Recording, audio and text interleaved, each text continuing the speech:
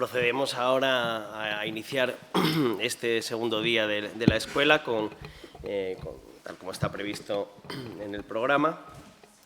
Pero también, en primer lugar, quisiera dedicar unas palabras de agradecimiento y de felicitación a los organizadores y organizadoras de esta escuela de verano, que, bueno, si me permitís, pues lo podemos personalizar en el secretario general del Sindicato de Comisiones Obreras en Asturias, nuestro amigo José Manuel Zapico, y la directora de las jornadas, mi querida compañera Alba García Torres. Os agradecemos y os felicitamos por la organización del evento, que además yo soy testigo en primera persona de que ha implicado un esfuerzo muy grande, y yo como vecino o compañero del despacho de enfrente de Alba, pues concretamente he podido seguir muy de cerca las evoluciones y contemplar todos sus desvelos, incluso, bueno, compartir confidencias, ¿no?, sobre lo que iba saliendo, lo que costaba más, etcétera. Y me consta que el esfuerzo ha sido muy notable y el resultado también es un resultado sobresaliente, porque se ha conseguido, pues, tener un programa, pues, muy completo y de muy alto nivel. Quisiera también decir unas palabras de felicitación por el hecho de que se haya decidido denominar a la Escuela de Verano Anita Sirgo. Me parece que es un merecido y oportuno homenaje a la figura de Anita Sirgo y, a través de la figura de Anita Sirgo, a tantas y tantas mujeres que han tenido un papel destacado en la lucha sindical, en el movimiento obrero y en la lucha antifascista.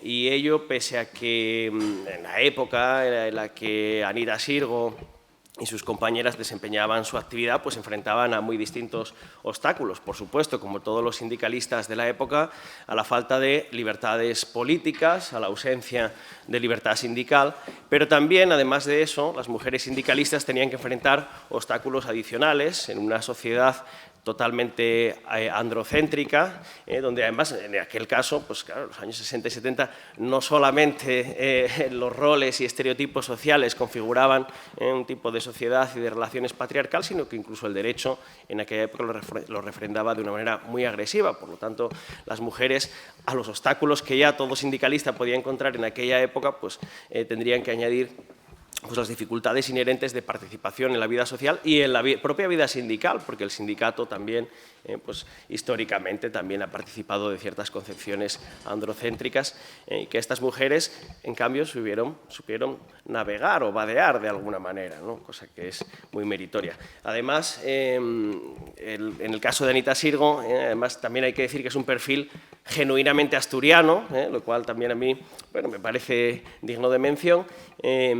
Cualquiera puede ver ese perfil genuinamente asturiano de Anita Sirgo, pues bueno, el que recuerde su forma de hablar, de intervenir. Todavía hoy se puede ver, como yo hice esta semana, los vídeos de las entrevistas, de las declaraciones de Anita Sirgo, y simplemente escuchándolas un rato uno puede ver que tiene ese carácter y esa forma de ser y de hablar y de hacer genuinamente asturiana, ¿no?, que incluso queda reflejado en algunas de las anécdotas que ya se han contado, como por ejemplo aquello de arrojar el maíz a los esquiroles, ¿no?, para llamarlos gallinas o pitas.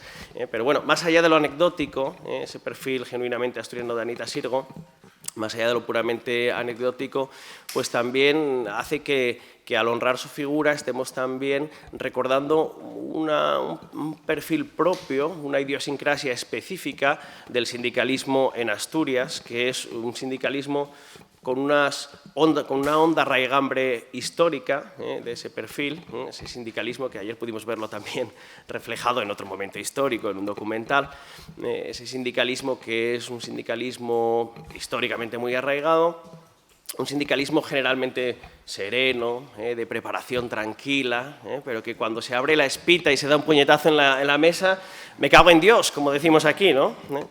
Y yo creo que Anita Sirgo, si se me permite esa pequeña dramatización, pues también representaba muy bien ese perfil de sindicalismo que históricamente es relevante considerarlo como realmente es. Bueno, siendo la escuela de verano una escuela de verano que lleva el nombre y que rinde homenaje a Anita Sirgo, pues no podía faltar una ponencia que aborde la perspectiva feminista.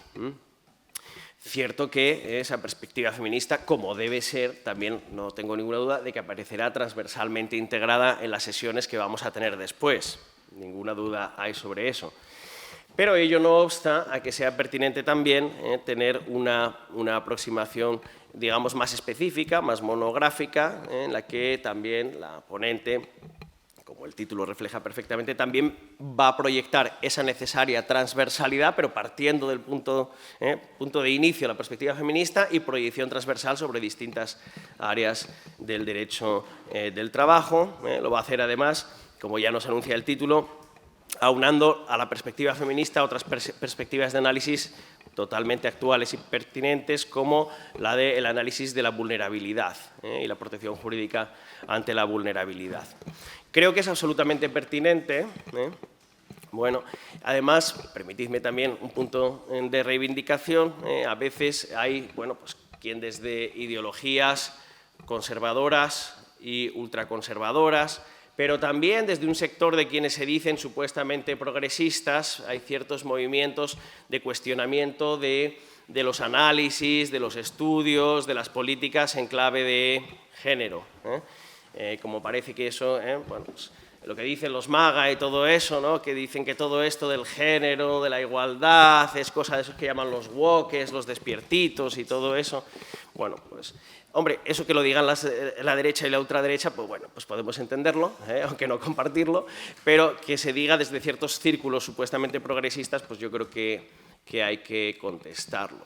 Quizá habría que recordar de manera muy clara que si el capitalismo y el capital es, en esencia, es apropiación del trabajo humano para su explotación por parte del capital, pues quizá una de las formas históricamente más groseras y brutales de apropiación de trabajo humano pues ha sido precisamente que el capital históricamente siempre se ha apropiado y se sigue apropiando de manera gratuita, de manera totalmente gratuita, del trabajo reproductivo que los roles sociales asignan a las mujeres para así poder también maximizar la apropiación del trabajo productivo para el que queda liberada de manera completa, gracias a lo primero, queda liberada de manera completa en la fuerza de trabajo preferentemente masculina para el trabajo productivo.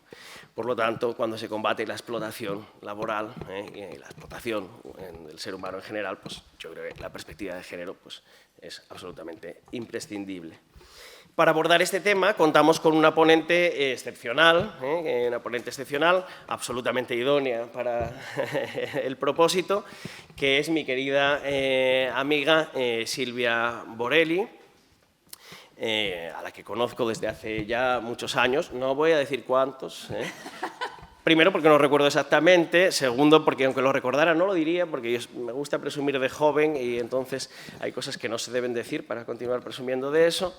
De Silvia Borelli se pueden decir muchas cosas. Quizá la primera y esencial es que es una relevante iuslaboralista italiana, es doctora en Derecho, se doctoró en el año 2002 con una tesis sobre un tema que entonces era un tema emergente, pero que sigue siendo de actualidad permanente, que es el concepto de trabajador desde una perspectiva europea y desde una perspectiva comparativa también.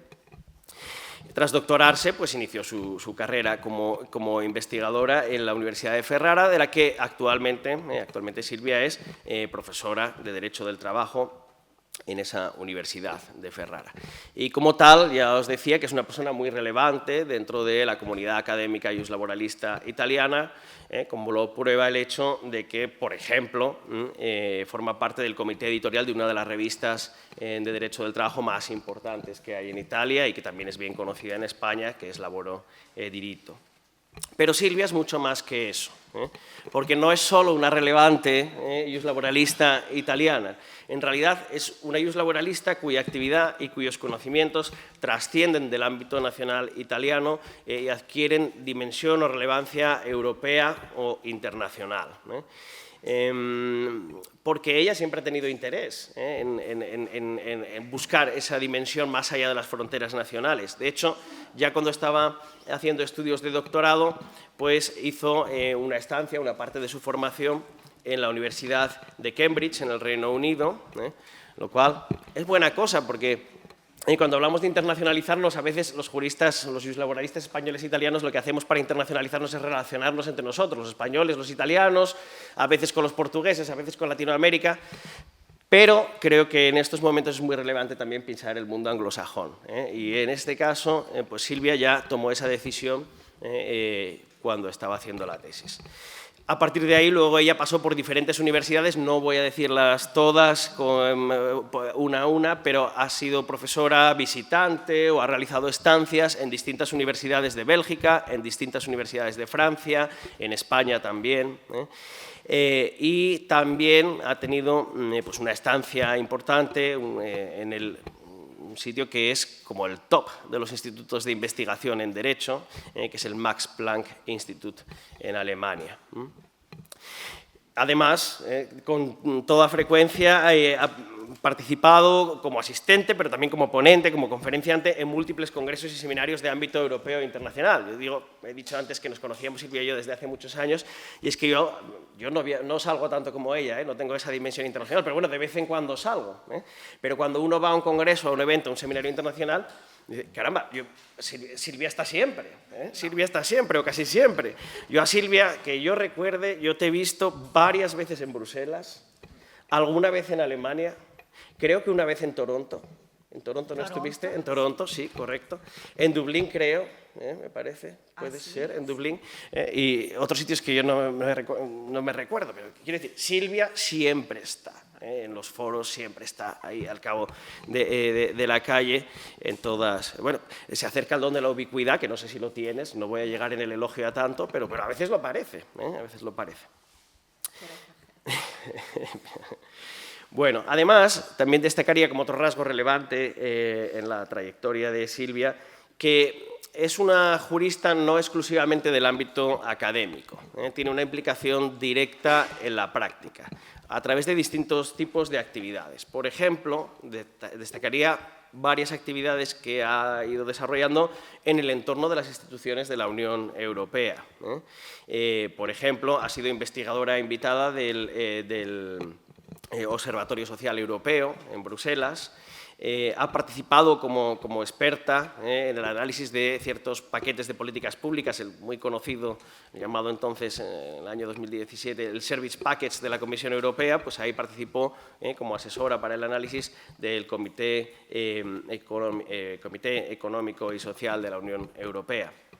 Además, desde 2017 pertenece a la red o el conjunto de expertos, asesores en materia de condiciones de trabajo y trabajo sostenible vinculado a Eurofound, la Fundación Europea para la Mejora de las Condiciones de Vida y de Trabajo. Todo esto hace que, en definitiva, Silvia sea una de esas personas que saben lo que se cuece en Bruselas, ¿no?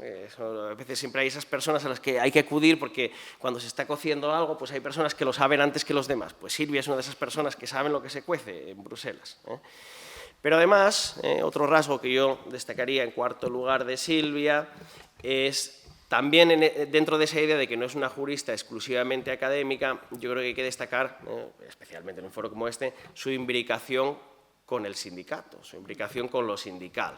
En este sentido, bueno, ella siempre ha tenido un trato próximo con el sindicato, particularmente en Italia con la CGIL, y ha sido investigadora del European Trade Union Institute, que es el instituto de investigación que, en el marco de la CES, de la Conferencia Europea de Sindicatos, y actualmente, además, también participa o forma parte del comité, de los comités de la CGIL, bueno, de los comités jurídicos, ¿no?, de asesoramiento de la CGIL, tanto en el nivel regional, en Emilia-Romagna, como a nivel nacional. Colabora también en dimensión europea con la Secretaría Europea de la CGIL. En cuanto a sus actividades y sus resultados de investigación, claro, aquí podría extenderme mucho y no lo voy a hacer, voy a hacer una aproximación muy resumida. Ella ha participado en múltiples proyectos y actividades de investigación y transferencia, con diversas líneas de investigación, pero voy a destacar dos que creo que quizás son las más significativas, las que vienen más al caso. Por un lado, Silvia ha sido una investigadora destacada en el ámbito del estudio de las nuevas formas de empleo y el empleo atípico. Y por otro lado, que es lo que viene más al caso ahora, ha sido y es una experta en materia de igualdad y de no discriminación. En este contexto ha participado, en estas dos líneas, ha participado en diversos proyectos de investigación de relevancia que tienen que ver con estas cuestiones, pues, por ejemplo, trabajando cuestiones como la igualdad y las diferencias en materia de seguridad social, trabajando en distintos proyectos en relación con la conciliación de la vida profesional y la vida familiar, con el papel del Estado, también en relación con las interacciones entre trabajo, familia, trabajo de cuidados. Bueno, varios proyectos, incluyendo algún relevante proyecto dentro de convocatorias europeas. También ha participado en actividades de transferencia, como por ejemplo, pues, participó en la autoría, en la elaboración de un estudio, un informe sobre género en la administración pública, que con la financiación del Departamento de Igualdad de Oportunidades de la Presidencia italiana de la Unión Europea, pues, colaboró en elaborar ese reporte, ese informe.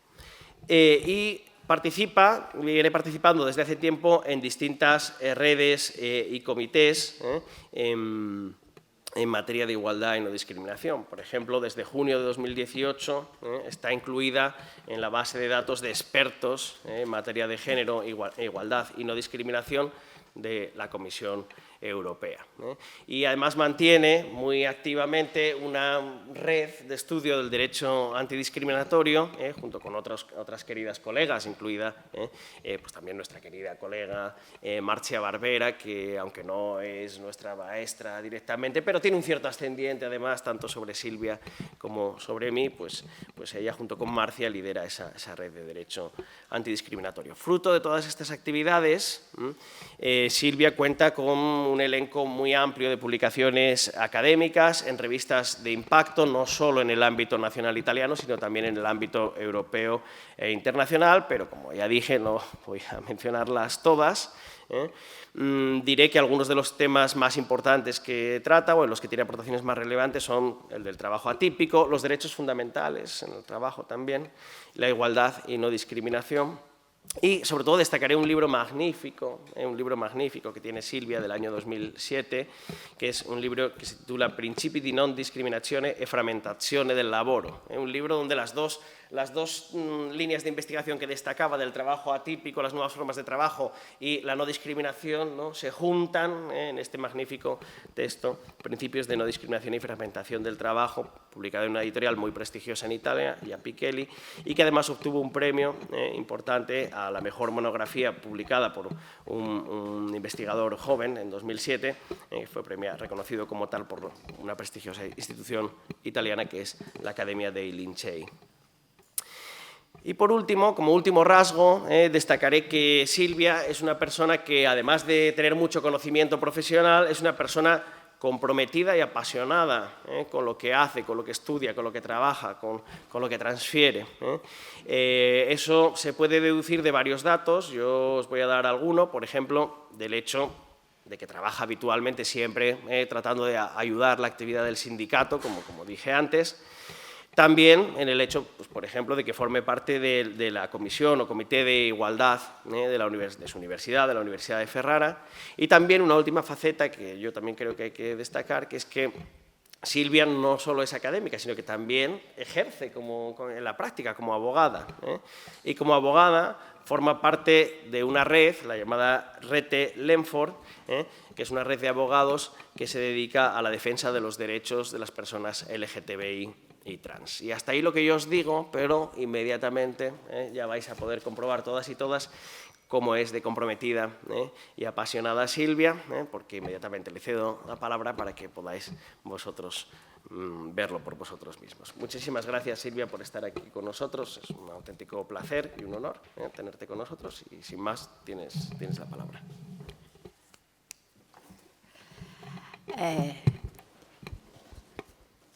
Es un placer para mí de estar aquí. Muchas gracias a Alba, al secretario general y a Diego también para la presentación, la lunga, troppo lunga presentación.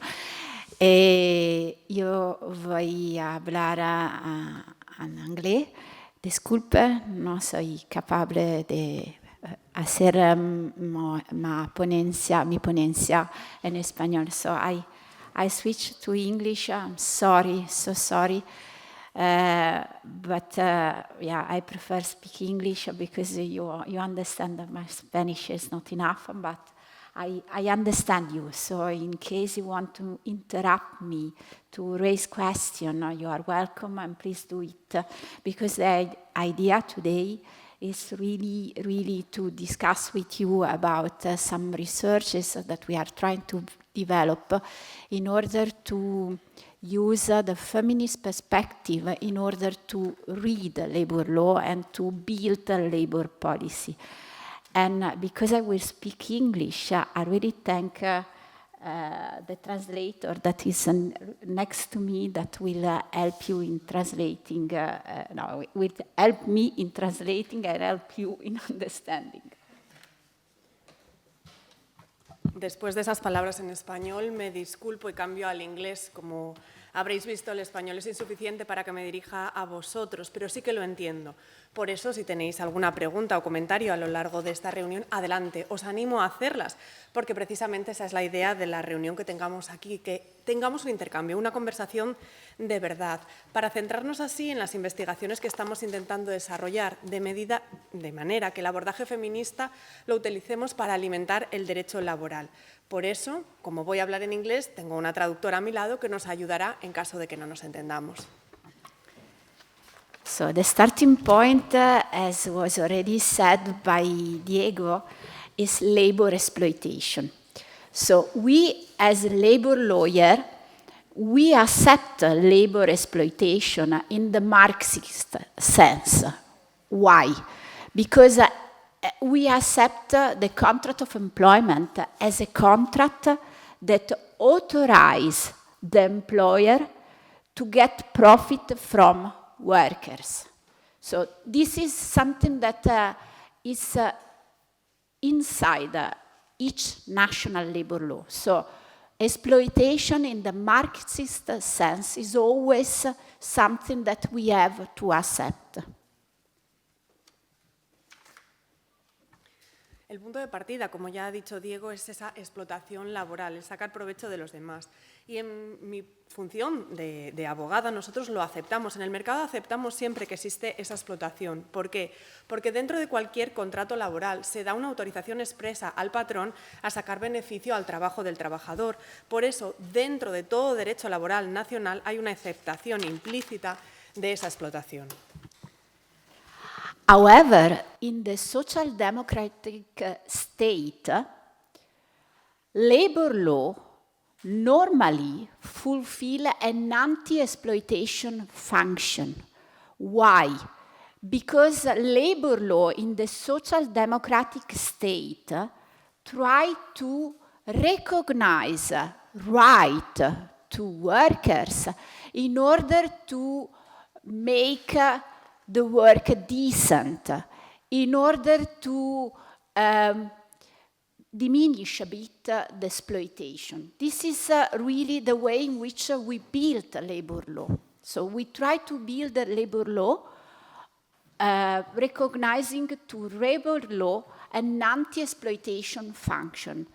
We recognize the right in order to limit the employer exploitation. Sin embargo, cuando hablamos de un Estado que es socialdemócrata, ahí el derecho laboral en general suele tener una función antiexplotación. ¿Por qué? porque con este derecho laboral, este Estado intenta reconocer los derechos del trabajador. El objetivo es que el trabajo sea un trabajo digno y que se reduzca, en la medida de lo posible, esa explotación. Eso es lo que se intenta hacer, así se intenta desarrollar y elaborar el derecho laboral, que tenga una función antiexplotación, como he dicho, y que se den ciertos derechos que eliminen la capacidad de explotación por parte de la empresa, por parte del patrón. So the fact that recently we speak more and more about exploitation, it means that labor law is not anymore able to fulfill this anti-exploitation function. So basically the problem is that labor law does not fulfill anymore this anti-exploitation function. Ya habréis visto que recientemente cada vez se está centrando más la conversación en el tema de la explotación y tiene un motivo, y es que el derecho laboral ya no tiene la capacidad de desempeñar esa función antiexplotación. Ese es el gran problema, que el derecho laboral ya no cumple ese propósito o esa función. And for me, not only for me, but Diego and I, we work with the same people, including Antonio Bailos, that is really a special person for us, a person with whom we work a lot and we learn a lot from him.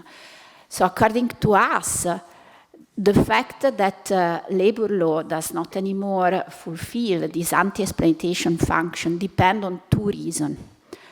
First, the enterprise has succeeded in codifying its code. So we have a very, very nice book written by Caterina Pistor, Code of Capital. Here you have the Italian translation. I'm sure that there is also a Spanish translation in Spanish. I haven't checked, sorry. Basically, Caterina Pistor, she is a professor in Princeton. And she said the capital was able to codify its code, to write in the legislation what the capital wanted. And she provided a clear example of this.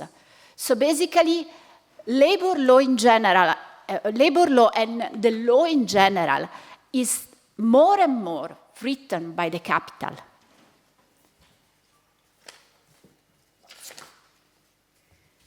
Lo que yo opino, no solo yo trabajo con Diego, pero Diego y yo solemos trabajar siempre o interactuar con personas habituales, como Antonio Bailos, por ejemplo, que es una persona muy especial para nosotros, una persona con la que trabajamos mucho, pero también de la que aprendemos mucho. Y en este sentido, a la conclusión a la que hemos llegado es que el derecho laboral ya no tiene una función antiexplotación por dos motivos. Y la primera es la capacidad que han desarrollado las empresas, o la empresa como concepto, para autocodificarse. En este sentido viene bien el libro de Caterina Pistor, que aparece en pantalla. Seguramente esté traducido al español, lo siento, no lo he buscado, pero estoy casi segura de que estará disponible la versión en español. Y esta profesora universitaria lo que nos explica es que el capital ha tenido esa capacidad de autocodificarse. ¿Qué quiere decir? De recoger lo que el capital necesita en la legislación. Ha quedado ahí plasmado lo que busca. Y este ejemplo lo vemos no solo en el derecho laboral, sino en el derecho en general, que el capital es capaz de incluir sus necesidades dentro de la legislación. The second reason is that labor law has been progressively weakened. Y el segundo motivo sería el debilitamiento progresivo del derecho laboral. So just to give you one example of the Code of Capital, I worked recently, since let's say 2018, 2019, I've worked a lot on subcontracting. And this is clearly an example of the Code of Capital. Why? Because subcontracting is a technique that allows to separate power and profit on one side from risk and responsibility on the other side. Y hay un ejemplo muy bueno de cómo queda recogido, cómo queda plasmado las necesidades del capital. Desde hace un tiempo ya, recientemente, 2018, 2019, parte de mi trabajo se centra en gran medida en la subcontratación. Y es un ejemplo perfecto de cómo el capital queda recogido en los códigos legales. ¿Por qué? Porque es una técnica que nos permite o que les permite al capital separar el beneficio y el poder por un lado y el riesgo y la responsabilidad por otro. So basically in the subcontracting chain, as you know, because we have several examples also in Spain, the main company maintain a control over the contractor and the subcontractor. The main company can decide the condition that must be met in the provision of services or in the production of goods. And in the same context, the risk and responsibility associated with the production of the goods and the performance and the provision of services are shifted to subcontractor. And basically, because the subcontractor has to respect what is demanded by the main company, the labor condition for worker employed by the subcontractor are worse and worse. Básicamente, el mejor ejemplo sería el de la cadena de subcontratación. Lo conocéis todos de sobra porque en España hay bastantes ejemplos de esto, en donde la empresa principal tiene control sobre los contratistas, los subcontratistas, y es esa empresa principal la que decide las condiciones de prestación de servicios o de producción de bienes. Pero es que en ese mismo contexto los riesgos, la responsabilidad recaen sobre el subcontratista a la hora de conseguir determinado producto o determinados servicios. Y como ese subcontratista tiene que satisfacer las necesidades o los requisitos impuestos por la empresa principal, lo que ocurre es que sus trabajadores, los trabajadores del subcontratista, ven cómo sus condiciones de trabajo empeoran día tras día. Subcontracting has also another important effect. It fragments the worker community. Basically, the workers are separated because they depend from different employers, and it is difficult to organize workers in subcontracting chain. They are extremely fragmented. Y es que la subcontratación además tiene otro efecto y es la fragmentación de la comunidad trabajadora. ¿Por qué? Porque a través de la subcontratación se separa a los trabajadores, responden ante diferentes patrones y esto hace que sea cada vez más difícil organizarlos o sindicalizarlos. We realize as well, we have done several researches on specific cases of subcontracting. And we have realized that employers try to use the cultural, linguistic, and national diversity among workers to separate even more workers. So basically, in a case concerning the construction sector, we realized that employer divided the worker according to the nationality. So the Egyptian did a certain job, the Romanian another job, and so on and so on. And so basically it was even more difficult for this worker to organize. Hemos hecho distintas investigaciones centrándonos en casos concretos de subcontratación y se ha visto hasta qué puntos llega esa división, de manera que la empresa, el patrón, intenta utilizar la diversidad lingüística, cultural y nacional de los trabajadores para ahondar más en esa separación. Hay un ejemplo específico de la construcción en la que se ve cómo la empresa ha dividido las tareas de la construcción por nacionalidades, donde los egipcios tienen que hacer una cosa, los rumanos tienen que hacer otra, y al separarlos así es aún mucho más difícil sindicalizarlos. And so basically we realized that working class solidarity was progressively destroyed. We face a marginalization of labor and its trade union and political representation. And the result, the conflict has decreased. However, when we have a conflict, the conflict is extreme.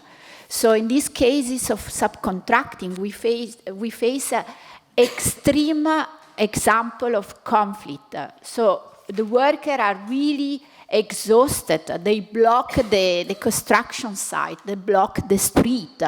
The conflict become really something huge. Yesterday in Florence, people, workers in the subcontracting chain of Mont Blanc, they block the center of Florence because they are exploited by a multinational that sell products that cost a lot of money, and they are not paid a decent salary.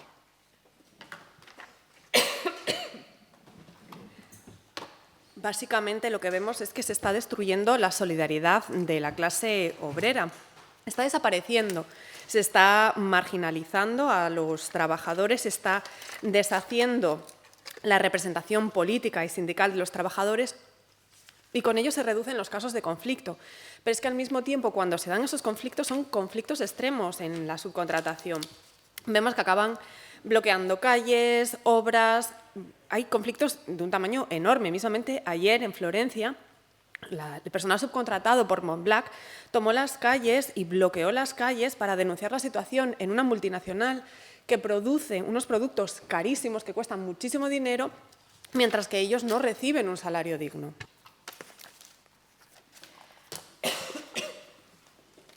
Obviously, there are several ways to marginalize labor, including the promotion of self-entrepreneurship. So you have many examples. For me, the most shocking example was the campaign run by the French government during the ITER to approve the directive on platform worker. So basically the French government every single moment said, these are self-employed people. We were really shocked because, of course, if every single minute of your work performance is determined by an algorithm that is owned, that is programmed by someone else, you are not free to work whenever you want, you are not a self-employed person. Y obviamente existen distintas maneras de marginalizar a los trabajadores. A mí el ejemplo que me viene a la cabeza es este fomento del espíritu emprendedor, ¿no? Se fomenta que cada uno monte su propia empresa. Y uno de los eventos que más me ha sorprendido en esta vida ha sido la campaña que hizo el gobierno francés cuando buscaba que se aprobase la directiva sobre los trabajadores de plataforma. De acuerdo con el gobierno francés, en todo momento esos trabajadores son trabajadores autónomos. Y eso a mí me deja en shock, porque cuando tú tienes a alguien que su trabajo, cada minuto de su trabajo viene decidido y programado por otro, va en contra del autónomo que decide libremente cómo y cuándo trabajar. Obviously, precarious workers are as well marginalized in the sense that it's difficult to trade unionize them because they are extremely vulnerable. In Italy, some years ago, there was a CGIL, a brochure produced by CGIL that demonstrated that in Italy, we had at the time, maybe now they are a bit less, 49 different contracts of employment. In Italy, 49. Luego también no podemos olvidar, obviamente, el trabajo precario, que es otra forma de marginación, porque es muchísimo más difícil sindicalizar o organizar a estos trabajadores por su propia vulnerabilidad. Hace ya años, en Italia, la CEGIL hizo un folleto que nos daba una cifra que quizás ahora sea un poco menos, pero una cifra, no obstante, sorprendente, y es que en ese momento había 49 tipos distintos de contratos en Italia disponibles. However, today I want to discuss with you something different, because in my opinion, marginalization of labor and its trade union and political representation is also generated by the fact that the laws use different forms of exploitation and oppression to increase profit. No obstante, hoy aquí yo lo que quería era tener una conversación sobre un tema quizás un poquito distinto, porque lo que yo creo es que la marginación de los trabajadores, la anulación de la representación política y sindical de los trabajadores tiene un motivo, y es que dentro de la legislación, dentro del derecho, existen diversas formas que permiten la explotación y la opresión para generar beneficios. So why is the feminist perspective a useful tool in this analysis on labor marginalization? First of all, the feminist perspective is particularly important in order to understand the limit of what is called the Italian glorious 30 in Italy. So basically, according to many Italian labor lawyers, in Italy, in the 50s, 60s, and 70s, so immediately after the drop of the fascist regime, we had the most beautiful labor law in the 50s, 60s, and 70s. ¿Y por qué considero que el planteamiento feminista puede ser útil al entender o terminar con la marginalización del trabajo? Pues lo primero porque yo creo que hay que entender algo y son el límite que se define en Italia cuando se habla de los años dorados, de lo que también algunos llaman los gloriosos 30 o las 3 décadas gloriosas. Y es que muchos abogados, muchos juristas en Italia opinan que durante esos años dorados, y hablo de los años 50, 60, 70, justo después de la caída del régimen fascista, es cuando tenemos el mejor derecho laboral. And obviously, I totally agree that in this period, labor was more protected in Italy. However, labor law at the time was built on what is called the male breadwinner model. So at the time, the idea was that the male work outside in the labor market. Instead, the women, they normally remain at home. Y es cierto, estoy de acuerdo en que en gran medida sí que existe una protección de la clase trabajadora en ese momento, pero es que al mismo tiempo el derecho laboral se construyó siempre con esta idea central en la que el hombre era el que ponía el pan sobre la mesa, que era el que ganaba el dinero, el cabeza de familia. Esa idea se centraba en que el hombre era el que salía a trabajar al mercado, fuera de casa, y la mujer la que se quedaba, por lo general, en casa. So basically, this traditional labor law was built on a limited concept of worker, a limited concept of worker. Only work in the labor market was considered, and a limited concept of exploitation. Only the Marxist exploitation was considered. Ese derecho laboral, el derecho laboral tradicional, se basa en un concepto limitado del trabajo. ¿Por qué? Porque se entiende el trabajo única y exclusivamente como el trabajo que se hace fuera de casa, en el mercado laboral. Y también porque incluye la explotación marxista, esa que expliqué al principio, ese tipo de explotación. The feminist perspective is useful as well to revise, to read in a critical way the debate that we had on the recognition of differences, what in Italy was called the challenge of differences. Pero es que además el planteamiento feminista nos resulta útil a la hora de revisar o de hacer una lectura crítica de un debate que es el reconocimiento de las diferencias, lo que en Italia hemos denominado el desafío de las diferencias. So here I quoted a very, very important essay article of Massimo D'Antona. Massimo D'Antona was one of the main Italian labor lawyers. He was killed by the Brigate Rosse, so the extreme left terrorism. And basically, he was a great labor lawyer, but in this article, he wrote that basically the challenge of difference, so the need to recognize the differences, mean that we need to individualize labor law. So it means that we need to improve the role of the individual private autonomy in the labor regulation.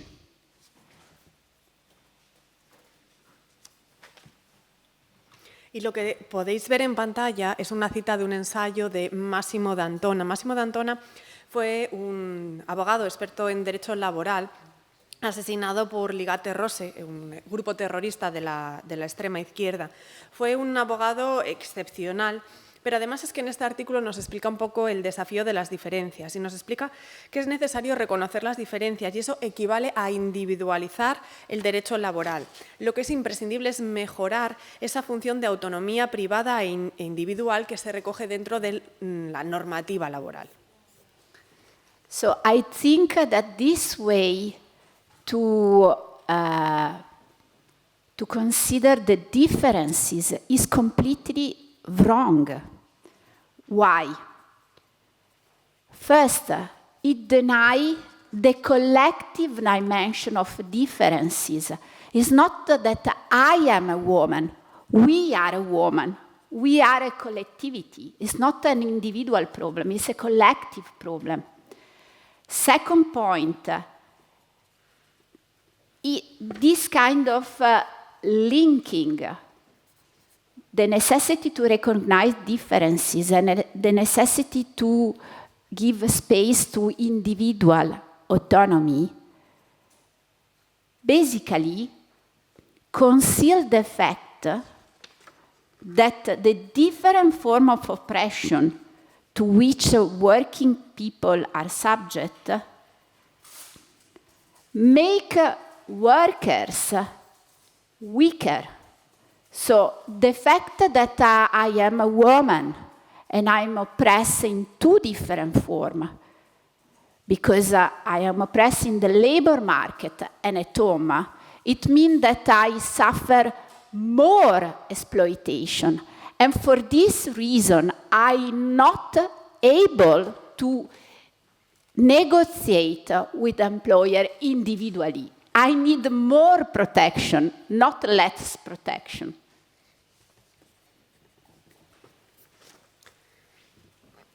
Sin embargo, yo creo que esta manera de entender las diferencias es una manera totalmente errónea. ¿Y por qué lo digo así? Primero, por la dimensión colectiva de las diferencias. No se trata de que yo soy una mujer, sino que nosotras somos mujeres. Que no se trata de un problema individual, sino de un problema colectivo. Y después, el segundo motivo es que esta manera de interrelacionar las necesidades, por un lado, la necesidad de reconocimiento de las diferencias y cómo se combina con la necesidad de dar espacio a una autonomía individual, oculta otro hecho, y es las distintas opresiones, las diferentes opresiones a las que se somete la clase obrera, que lo único que hacen es debilitar aún más al trabajador. ¿Qué quiero decir con esto? De que el hecho de que yo sea mujer me somete a una doble opresión. Por un lado, la opresión que sufro en el mercado laboral y, por otro lado, la opresión que sufro en casa, con lo que esto conlleva una mayor explotación para mí. Esto significa que yo no tengo la capacidad de negociar de manera individual con el patrón, con la empresa. Significa que yo necesito más protección y no menos protección.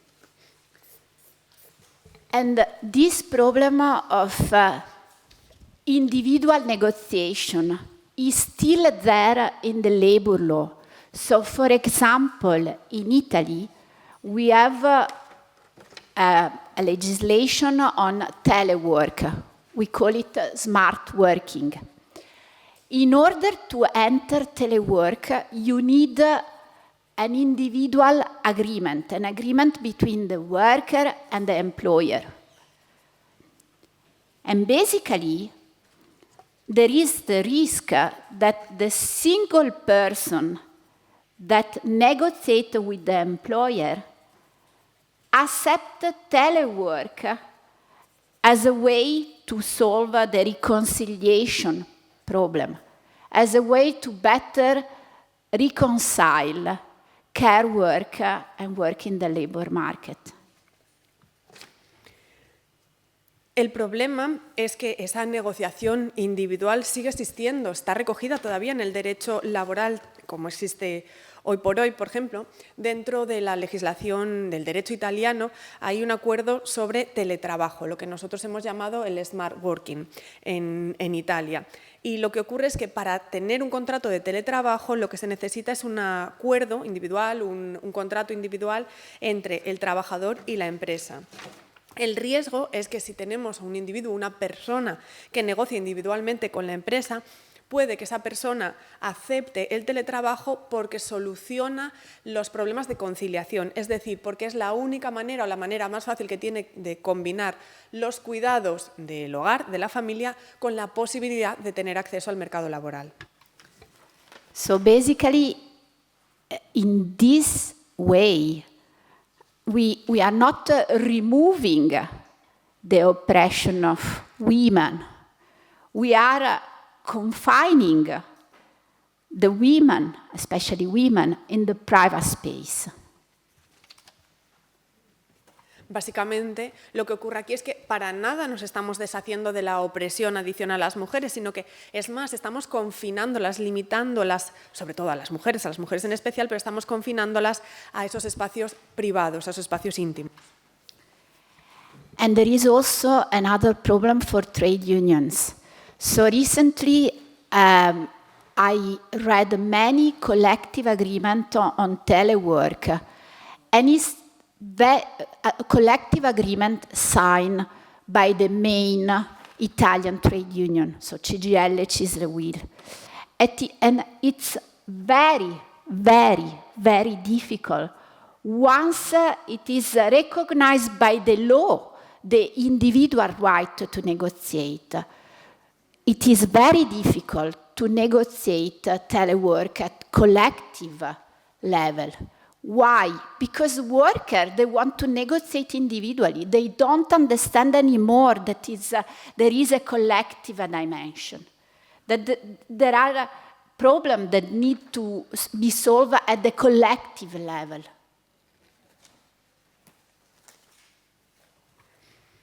Pero es que esto además conlleva un problema también de naturaleza sindical.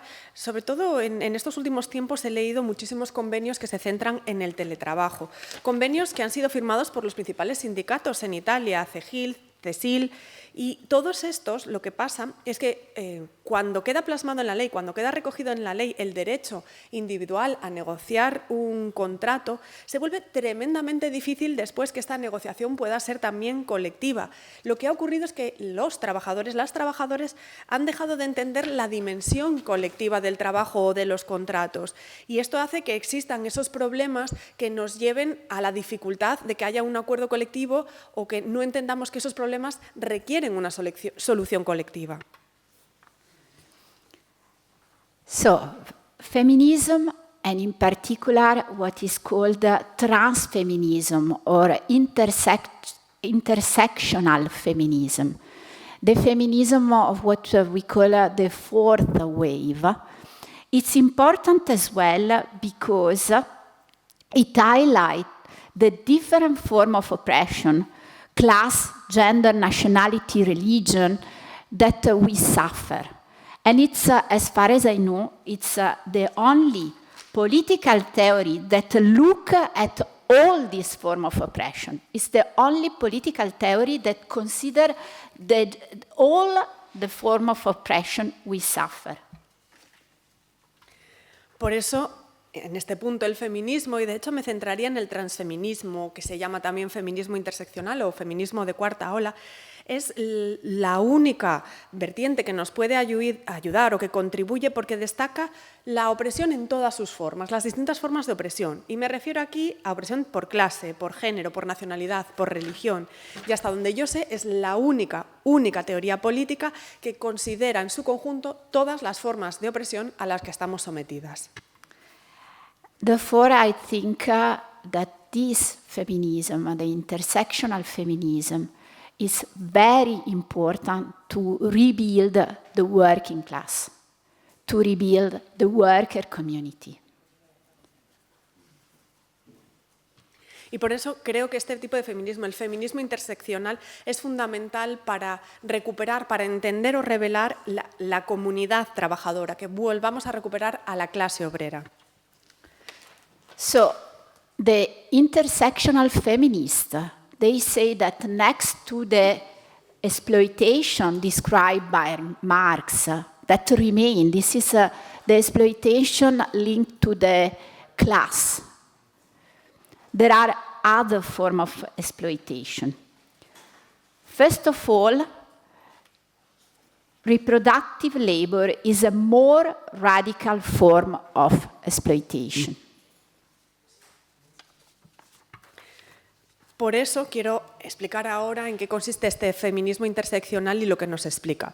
Por un lado, nos dice algo que va más allá de la opresión marxista. Opresión que sigue existiendo, tal y como se definió en la teoría marxista. Es la opresión que viene ligada a la clase, la opresión por clase trabajadora. Pero existen otras formas.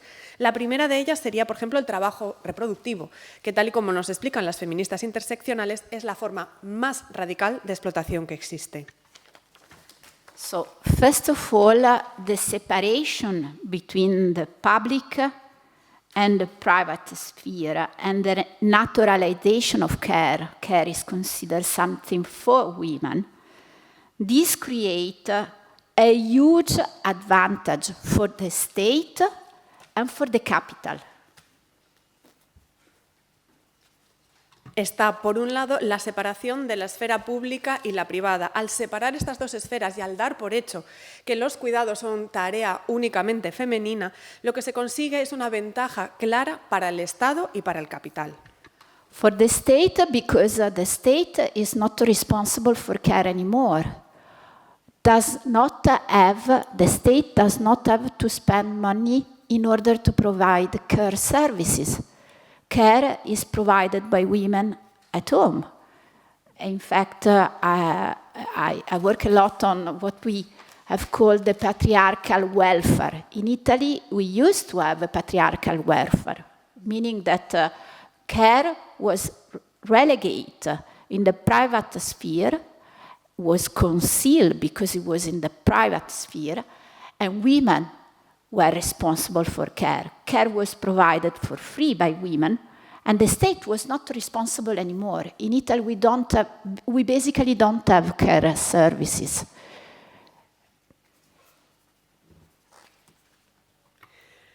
Está, como digo, la ventaja que se lleva el Estado. ¿Por qué? Porque el Estado así carece de toda responsabilidad sobre los cuidados, ya no gasta ni un céntimo en cuidados. Eso es algo que le toca a la mujer y que se hace en casa. Yo ahondo mucho en el concepto del bienestar patriarcal, que es algo que siempre hemos tenido en Italia, es de lo más habitual, donde ese bienestar, esos cuidados quedan relegados a la esfera privada, se ocultan porque están en la esfera privada y además es algo que recae, que es responsabilidad exclusiva de la mujer y que tiene que hacerlo totalmente gratis. Ahí el Estado se lava las manos y lo que pasa es que ahora en Italia prácticamente podemos decir que no existen los servicios de cuidados estatales en absoluto. The separation between the private and the public sphere has produced also an advantage for the capital. Why?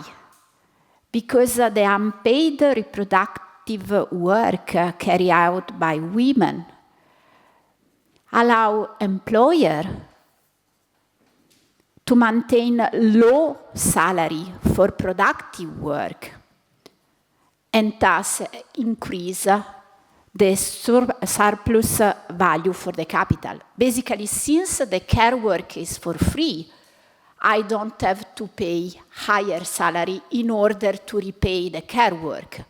I can keep the salary in the labor market very, very low. And obviously, the capital is very happy of this kind of structure. Pero, como he dicho, esa separación de la esfera pública y privada conlleva una ventaja también para el capital. Y tiene una ventaja clara porque ese trabajo reproductivo no remunerado que realizan las mujeres supone que el patrón puede mantener los sueldos, los salarios del trabajo productivo muy bajos. Y con esos salarios bajos lo que hace es aumentar el excedente, el valor de ese capital y lo que está generando. Como los cuidados son gratis y se hacen en casa, yo no tengo que subir el sueldo a mis trabajadores para cubrir esa parte de cuidados jubilados que de otra manera tendrían que pagar. Eso me permite mantener los sueldos muy bajos y, como os podréis imaginar, pues el capital está encantado con esa estructura. Letizia Gianformaggio, that is used to be, now she's dead, unfortunately, used to be a very, very important feminist Italian philosopher, law philosopher. She said that in the domestic sphere we should speak about domination rather than subordination, because basically we don't have a contract as the contract of employment that limit the subordination. Domination is always there. We don't have any limit. De hecho, Letizia Gianformaggio, que era, por desgracia está fallecida, era una filósofa italiana excelente, nos dice que dentro de la esfera doméstica deberíamos hablar siempre de dominio, nunca de subordinación. ¿Por qué? Porque no existe un contrato que ponga límites a la subordinación. Por eso solo podemos hablar de dominio, porque se ejerce sin ningún tipo de límite dentro de la escala o la esfera doméstica. Another important point is that the gender division of labor, so the separation of private and public sphere, and the invisibility of reproductive labor has allowed to ignore the vulnerability. Here we have Martha Feynman that work a lot on the concept of vulnerability. Here you have Italian philosopher that work on Martha Feynman work on vulnerability. And basically, it allows neoliberal law to support the existence of autonomous, rational, capable, and competitive subject. So in the neoliberal system, each person is autonomous, is an individual that does not need any care, is self-sufficient, and is in competition with other person. Por eso es muy importante que esa división del trabajo por género, lo que es lo mismo, la separación de la esfera pública y privada, suponen una invisibilización del trabajo reproductivo que conlleva que se ignoren las vulnerabilidades. En pantalla aparecen algunas autoras destacadas que nos explican cómo en el derecho neoliberal se centra en esta idea del sujeto autónomo, racional, capaz y competitivo. ¿Qué significa? Que dentro de ese sistema, el sistema neoliberal, cada persona es autónoma, no requiere para nada de cuidados y competimos los unos con los otros. Another form of exploitation is what Nancy Fraser has called expropriation of the migrants. According to Nancy Fraser, migrants are not only exploited, they are expropriated. Why? Because they don't have a voice. They can't vote. They are not part of the political community in which they work. They can't vote, and they hardly unionize because they are always threatened. If a migrant loses the contract of employment, it can lose as well the work permit. So basically, it can lose the right to stay in the country where it works. Hay otra forma de explotación que nos explica Nancy Fraser, que habla de la expropiación de los migrantes. En sus palabras, cuando hablamos de migrantes, no podemos hablar ya solo de explotación, sino hay que decir que son personas expropiadas, porque no tienen voz, porque no tienen derecho a voto, porque no forman parte de la comunidad política del lugar donde trabajan, porque prácticamente nunca se sindicalizan, ya que están bajo amenaza constante. Al no tener un contrato laboral, o si no tuvieran un contrato laboral, perderían también el permiso de trabajo y eso posiblemente significaría que ni siquiera tienen derecho a permanecer en el país en el que estaban trabajando. In order to demonstrate what I said at the very beginning, so basically that law in general and labor law in particular exploit different form of expression instead of removing this different form of oppression, we should analyze what happened to what is called the disadvantaged worker. Y para demostrar el punto con el que yo empezaba este debate, y me refiero aquí a que el derecho en general, pero el derecho laboral en particular, explota las distintas formas de expresión en vez de eliminar las distintas formas de opresión, lo que tenemos es que analizar un concepto que es el denominado trabajador o trabajadores desfavorecidos. So, disadvantaged worker, lavoratori svantaggiati in Italian and in Spanish? Desfavorecidos, trabajadores desfavorecidos. So this is a term that you use in EU law in order to identify an heterogeneous category of subjects that are united by the fact of being less competitive in an androcentric labor market. The fact that the labor market is androcentric is mine, it's not of the EU law. Obviously, the EU law just say that these workers are less competitive in the labor market without criticizing in any way how the labor market is built. Este es un término, el de trabajador desfavorecido, disadvantage o sin ventaja en español, que se traduce similar. En italiano es un término dentro del derecho comunitario, de la legislación de la Unión Europea, en la que se identifica o se recoge una categoría de trabajadores bastante heterogéneos que se dice que son menos competitivos dentro de este mercado androcéntrico. Y cuando digo androcéntrico, esta palabra es mía, como comprenderéis, esto no lo dice para nada la Unión Europea. De acuerdo con el derecho comunitario, simplemente se habla de trabajadores menos competitivos dentro del mercado laboral, sin crítica alguna a la estructura de ese mercado laboral. So basically here you have the article of the regulation that concern state aid where disadvantaged workers are defined. And basically this regulation authorizes member states to provide state aid in order to support employment of these disadvantaged workers. En pantalla lo que tenéis es en inglés el artículo donde se discuten o donde se hablan de las ayudas estatales que se pueden dar a las personas o a los trabajadores definidos como desfavorecidos. Básicamente, con esta legislación o con este artículo se autoriza a los Estados miembros a proporcionar ayudas para promover el trabajo o el empleo entre estas personas desfavorecidas. So you read that the category is very heterogeneous. So you have young, old, women, you have ethnic minority, you have adult, single adult that live with one or more dependents. Y si le echáis un vistazo veréis lo heterogéneo que puede ser este grupo, porque tenemos que si son jóvenes, que si son mayores, que si son mujeres, que si son minoría, que si son adultos solteros con una o más personas a su cargo.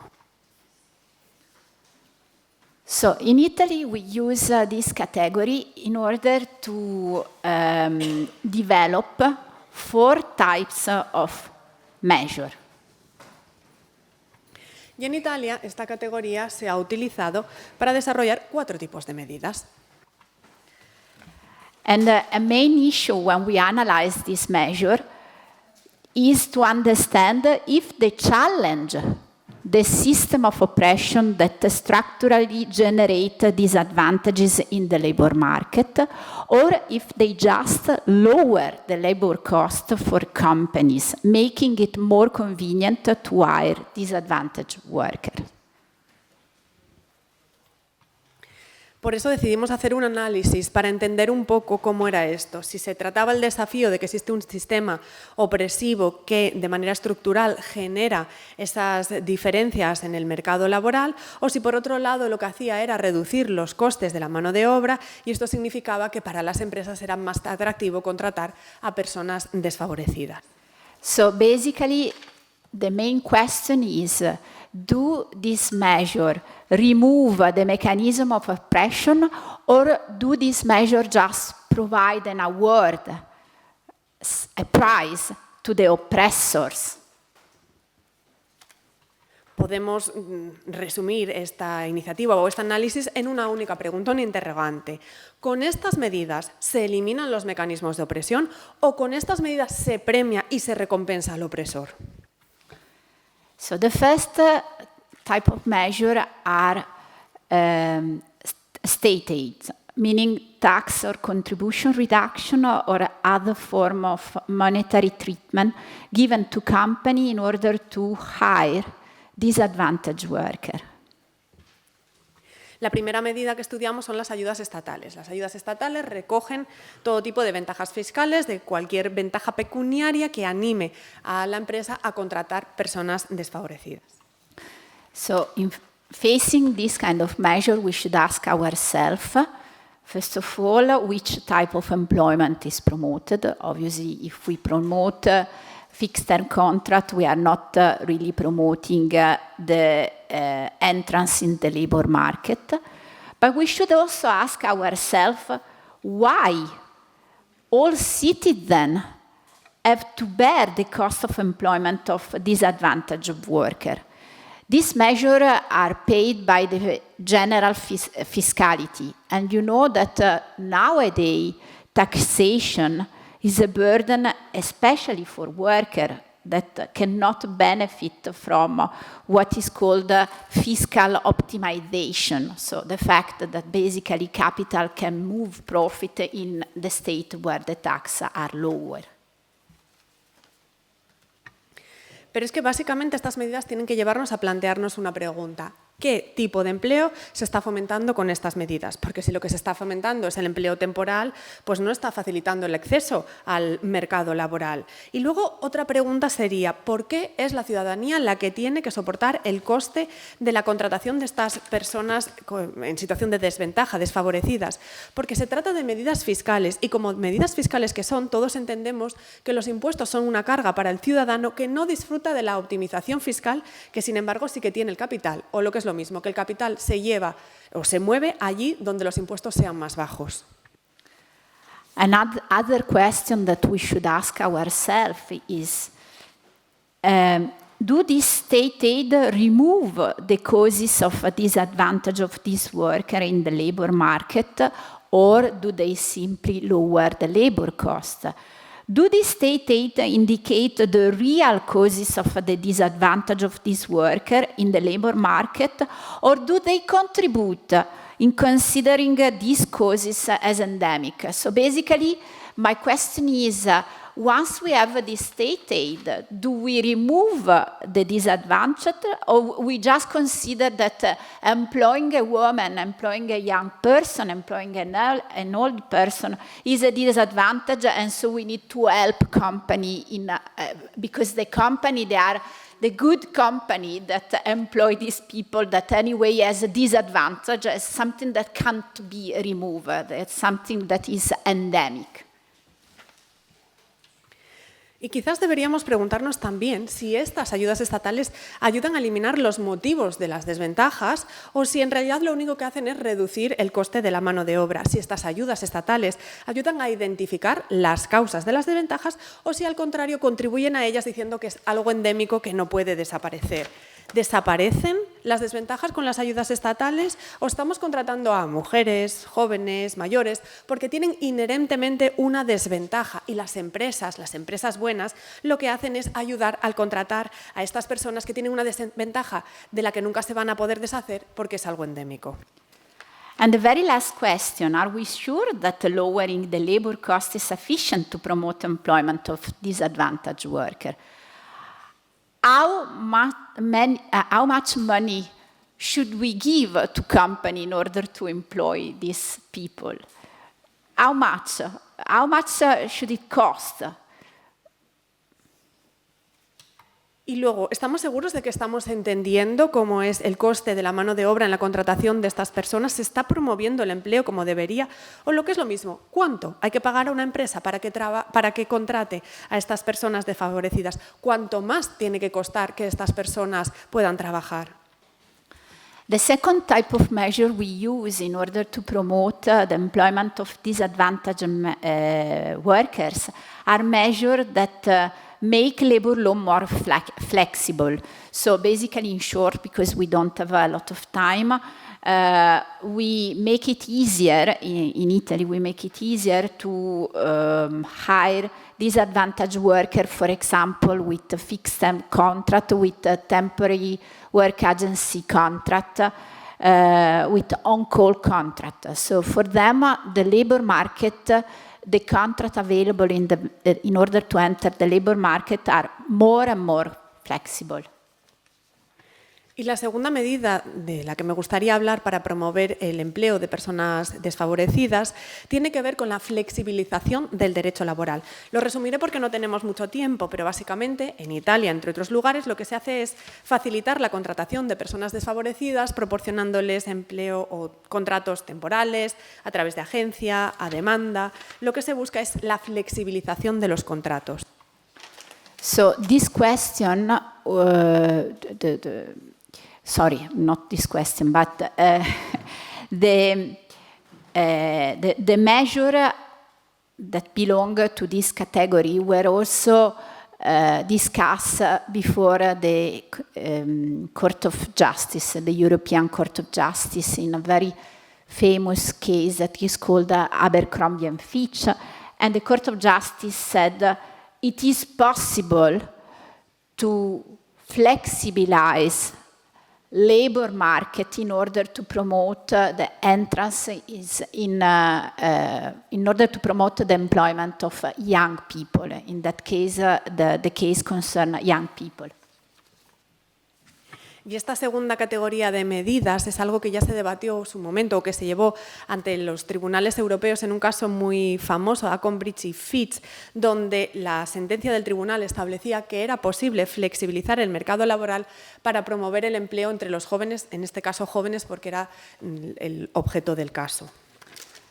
And again, other question, do this measure remove the causes of a disadvantage of this worker in the labor market, or do they simply lower the labor cost? And once we legitimize the fact that the labor law is an obstacle to someone's employment, how can we prevent this technique to be used in other cases? In other terms, if the problem is the labor legislation, and not the oppression that these disadvantaged workers suffer, how can we say then that the labor legislation is okay for other workers? Entonces, nos planteamos de nuevo la pregunta, ¿estas medidas eliminan los motivos de las desventajas o simplemente lo que hacen es reducir el coste de la mano de obra? Y una vez legitimizamos que el derecho laboral es un obstáculo para el empleo, entonces, ¿cómo podemos evitar que esto se dé en otros casos? O dicho de otra manera, si el problema es el derecho laboral y no la opresión que sufren las personas desfavorecidas en situación de desventaja, ¿cómo podemos decir que el derecho laboral sí sirve para otros? A third type of measure are what we call the welfare measures. So measure aim at forcing disadvantaged workers to participate in the labor market. I don't have time to enter in to discuss with you this measure, but there is a very, very nice book of Virginia Mantovalu that clearly demonstrates as this measure accentuate even more the oppression of these disadvantaged workers because they force them to enter in the labor market that remain androcentric. Y hay una tercera medida que es el bienestar obligado, en el que se obliga a las personas desfavorecidas a participar en el mercado laboral. Por desgracia no tenemos tiempo hoy para hablar de esto, pero hay un libro de Montarello precioso en el que se explica esto y nos explica cómo estas terceras medidas o tercer grupo de medidas acentúan la opresión de las personas desfavorecidas, ya que les obliga a participar y permanecer dentro de un mercado laboral androcéntrico. And finally, we have reasonable accommodation. And this is a debate that is present more and more in my country, in Italy. And I think here we have an advantage. Why? Reasonable accommodation are measures that can be adopted in order to promote employment of disabled persons. And this measure, they have been legitimized because the notion of disability has been changed. Y en último lugar, tenemos el concepto de los ajustes razonables, un debate que ahora se está dando cada vez más en Italia, pero que yo creo para nosotros representa una ventaja. ¿Por qué? Porque estas son medidas que buscan promover el empleo entre las personas con discapacidad y las medidas se están legitimizando precisamente porque ha cambiado la definición o la manera en la que se entiende la discapacidad. So basically, in the new definition of disabled person, you read it. You can read it here on the screen. It's not the disability the problem. The problem is the interaction between the impairment and the various barriers that hinder the full and effective participation of a disabled person to the labor market. So the problem is not the disability. The problem are the barrier that the disabled person face. Y en esta nueva definición de la discapacidad que aparece en pantalla en inglés, lo que cambia es que el problema ya no es la discapacidad en sí, sino la interacción entre las limitaciones, las barreras, los años que tienen que pasar para que esas personas puedan disfrutar o participar de manera plena. Eso es lo que cambia ahora. El problema no es la discapacidad, sino las barreras a las que se enfrenta la persona. So basically, the advantage of this measure is that they correctly determine the problem that the disabled person face. La ventaja, por lo tanto, con este concepto es que por fin se establece correctamente cuál es el problema, y el problema son las barreras a las que se enfrentan las personas con discapacidad. And the very last question that I would have liked to discuss with you, and sorry for having been long, they are the one that you read in this slide. Can reasonable accommodation be used beyond disability? Which other ground of discrimination, for which other ground of discrimination can we use reasonable accommodation? Does reasonable accommodation have a collective dimension? This is really a problematic issue, because if we use a reasonable accommodation only for individual cases, we risk to individualize even more labor law. So we should try to develop a collective dimension exploiting the reasonable accommodation. And the final question, can a measure adopted at company level solve the structural system of oppression that generate disadvantages in the labor market? Y para terminar, de verdad que esta es la última cuestión, y siento haberme alargado, pero no quería irme sin plantear las preguntas que aparecen en pantalla. La primera, ¿se puede aplicar el concepto de ajuste razonable más allá de la discapacidad? Y en caso afirmativo, ¿a qué otros motivos de discriminación podría aplicarse? La segunda, el ajuste razonable tiene una dimensión colectiva, y esto es lo que puede ser problemático, porque si limitamos el ajuste razonable a la persona, a lo individual, corremos el riesgo de individualizar aún más el derecho laboral. Y lo que necesitamos es que se desarrolle esa dimensión colectiva del ajuste razonable. Y en último lugar, esa última pregunta sería si pueden las medidas adoptadas a nivel empresarial resolver los sistemas estructurales de opresión que generan desventajas en el mercado laboral. Thank you very much for the attention, and sorry for the long presentation. I'm very, very sorry, but as Diego said, I'm passionate, so I can really speak for hour and hour, and I don't realize how long I am. Sorry.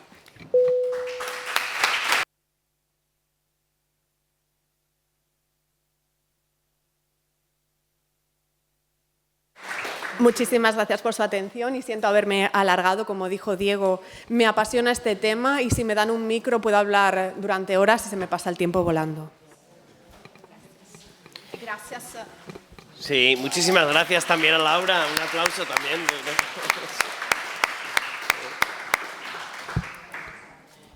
Muchísimas gracias, Silvia, por tu magnífica presentación, como anticipábamos, muy profunda en el análisis, aunando distintas perspectivas. Y bueno, se me ha anticipado Silvia también, porque iba yo a decir un agradecimiento específico también a la magnífica labor de traducción de Laura, y también a la organización por proveernos de traducción. Nada, vamos un poquitín justos de tiempo, no porque te hayas extendido mucho, sino porque al final con la traducción simultánea, lógicamente, dura el doble la cosa, eso es así, ¿no? No sé si tenemos tiempo para alguna pregunta o si... una muy rápidamente y luego ya hacemos la pausa. Sí. Sí, pero... ¿Tiene una otra pregunta? Sí. Agrupamos las dos y luego...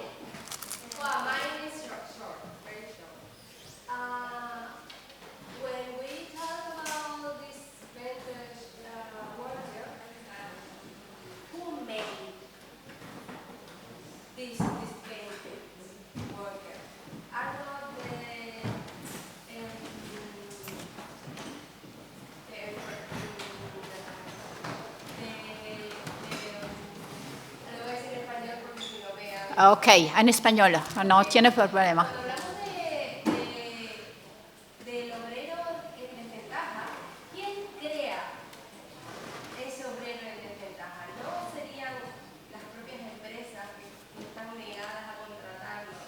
Y entonces no sería como un twist bastante pervertido que estas empresas tengan que tener ciertos incentivos fiscales para poder aceptar esos obreros que ellos mismos han decidido poner fuera de su propio mercado, de su propio ámbito. O sea, me parece como que la desventaja de esos trabajadores la crean las propias empresas no queriendo contratarlos. Entonces, para resolver el problema les da un incentivo, es un poco retorcido en mi parecer. No sé qué opinas tú. Yeah. Gracias para las preguntas. So, very difficult answer. I think, so for the first question, I think it's important for trade union to think about the different form of oppression. Once you realize that all these form of oppression create an advantage for the capital, you can consider it all the form of oppression together.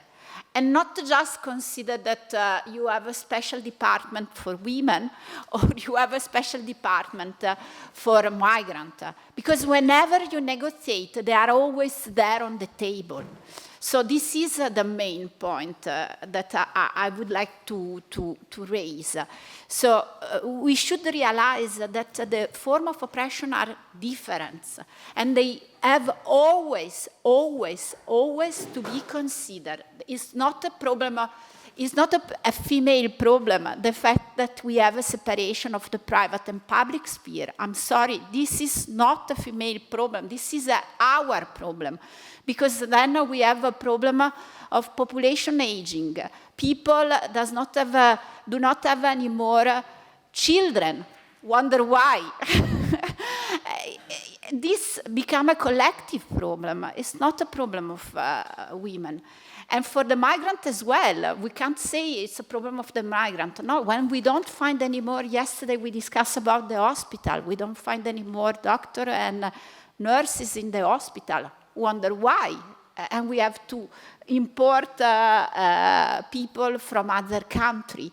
So you realize we should start think to the different form of oppression always. This should be our collective problem. And for the category of disadvantaged workers, obviously is something that need to be refused. It was created by European law.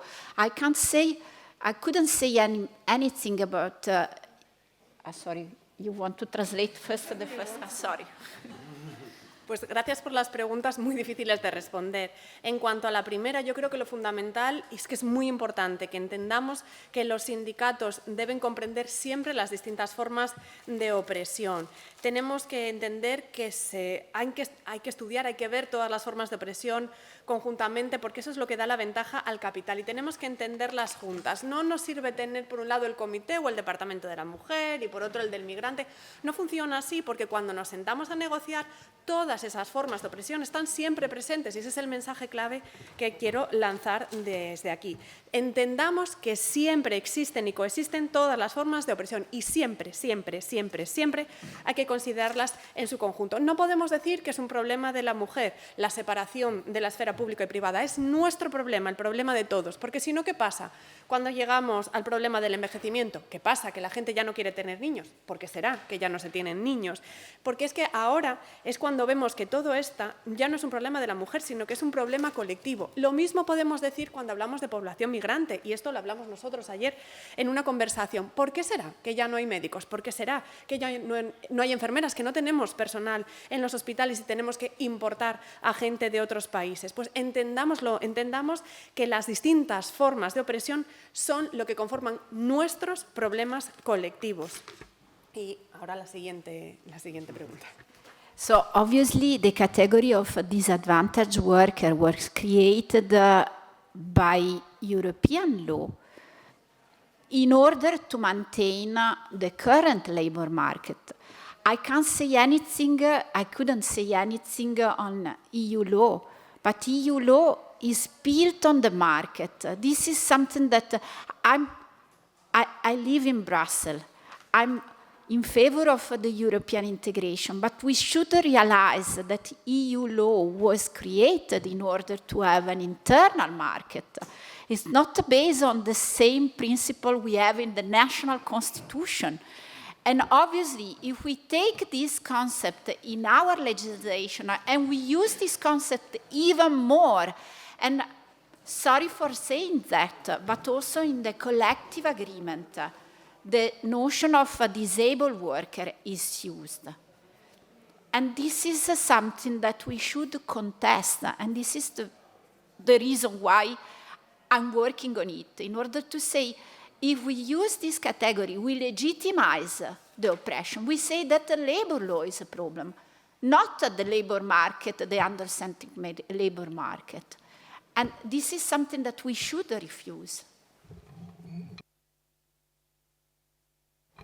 Bueno, vamos súper justos de tiempo, pero he visto que hay un asistente, un compañero que tiene muchas ganas de hacer una... Ay, perdón. La traducción, ya ve... Sí, evidentemente la categoría de personas desfavorecidas ha sido creada dentro del derecho europeo porque lo que busca el derecho europeo es mantener el mercado laboral como está. No he tenido tiempo para abordar este tema. Yo trabajo en Bruselas, estoy muy a favor de la Unión Europea, de la integración europea, pero dentro del derecho europeo lo que se ha creado es o ha intentado crear el mercado interior europeo, que son unos principios distintos a los que tenemos en nuestras legislaciones nacionales.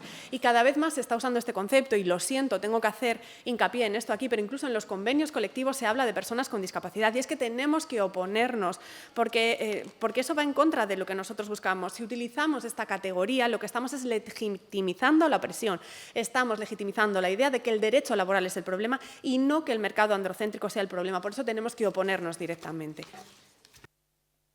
Hello and thank you. I will try to be real quick. Thank you a lot because we're from France and what you said was very accurate for what we experience in the working class in France. So thank you for that. My question is that the working class is very divided. So one of the components of the working class and also connected to the CEO and owner of the enterprise, all the director, CEO, executive, all this stuff, they are very tight together. There are a lot of solidarity between them. So all the working class is very divided, and so that's why we're losing. Also, the media and politics are very connected to the capitalism. In France, like more than 90% of the big media, newspaper, TV and stuff are owned by billionaires. So that's a big disadvantage we have. And all these disadvantaged workers are even more less represented. So my question is, how do we can make a collective with all these disadvantaged workers and all the working class to win the game in the end? Thank you. Yeah, thank you again for the question. I think that considering inside the trade union the different form of oppression help a lot. Because I don't know in Comisiones Obreras, but we can say in CGL, at the beginning it was very difficult to defend precarious workers. It was created, I'm sorry for saying it, but we are in a protected space. I wouldn't say it publicly, but here we can say it. In CGL it was created a special category for precarious workers. This was an error. As well as an error to go on saying, yeah, we have the female committee. Of course, it's important to have a female committee, but it's not a problem of women. It's not a problem of migrants. So we should really integrate this kind of vision inside the usual trade union movement.